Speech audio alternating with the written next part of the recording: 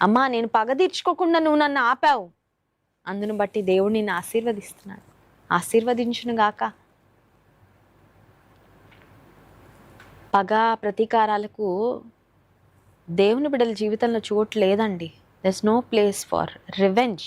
Revenge అనే మాట మన డిక్షనరీలో ఉండడానికి వీలు లేదు. ఆ రివెంజ్ నీ శత్రువులు దేవుడికి అప్పగించు. ఆయన ఎప్పుడు ఎలా చేస్తాడో ఆయన చేస్తాడు. You don't have to do anything. పగ తీర్చుకోవడం నా పని అన్నాడు. ఆయన చెప్తాడు బుద్ధి.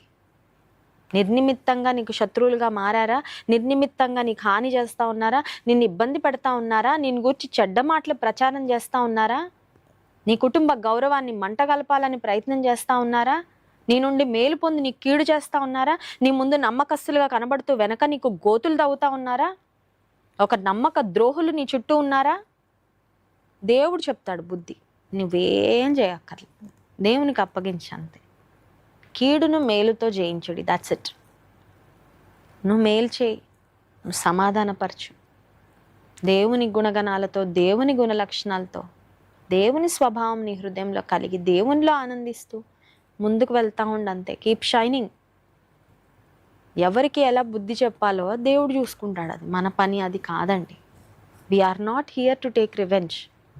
మనం ఎవరి మీద పగ తీర్చుకోవడానికి లేము ఈ లోకంలో. దేవుడు చూసుకుంటాడు. ఆయనకి అప్పగించేద్దాం అంతే.